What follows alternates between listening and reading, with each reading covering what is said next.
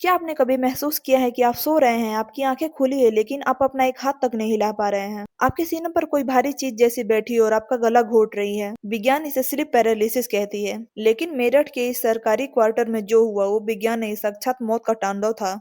आज की कहानी मेरठ के विशाल की है, जिसने 2010 में कुछ ऐसा देखा कि उसके साथ वाला दोस्त आज इस दुनिया में नहीं है। क्या वो सिर्फ एक बुरा सपना था या किसी पुरानी रूह को दो बच्चों की बलि चाहिए थी? वीडियो के अंत तक बने रहिएगा, क्योंकि आज हम जानेंगे कि कैसे एक टोपी वाला साया हकीकत में इंसान की जान ले सकता है। साल 2010, मेरठ का एक पुराना सरकारी इलाका। विशाल के पिता सरकारी नौकरी में थे, इसलिए उन्हें वहाँ एक क्वार्टर मिला था।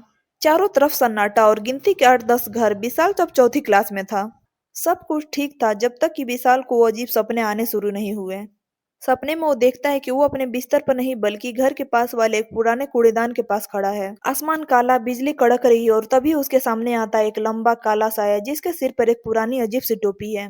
साया विशाल से कहता है, चल मेरे घर की सफाई कर। हैरानी की बात यह है कि विशाल को सुबह उठकर अपनी हथेलियों पर मिट्टी और छाले मिलते थे। क्या कोई सपने में मजदूरी करा सकता है? कुछ दिनों बाद सपने में एक और बच्चा जुड़ गया। कुछ दिनों बाद सपने में एक और बच्चा जुड़ गया। वो था करण, जो पड़ोस के सर्वेंट क्वार्टर में रहता था। वो टोपी वाला साया अब दोनों बच्चों को बेरहमी से पीटता और उनसे काम करवाता। विशाल ने हिम्मत जुटाकर अपनी बड़ी बहन को बताया, लेकिन सबने इसे बचपन का डर कहकर टाल दिया। पर असल धमाका तब हुआ जब विशाल ने एक सुबह देखा कि करण के घर के सामने एम्बुलेंस खड़ी है। करण को लकवा मार गया था।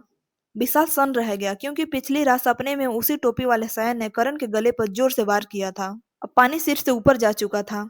विशाल के घर में अजीब घटनाएं होने लगी। स्कूटी अपने आप गिर जाती, पालतू जानवर मरने लगे। घर में एक पहुंचे हुए पंडित जी को बुलाया गया। पंडित जी ने जो बताया उसने परिवार के पैरों तले जमीन खिसका दी।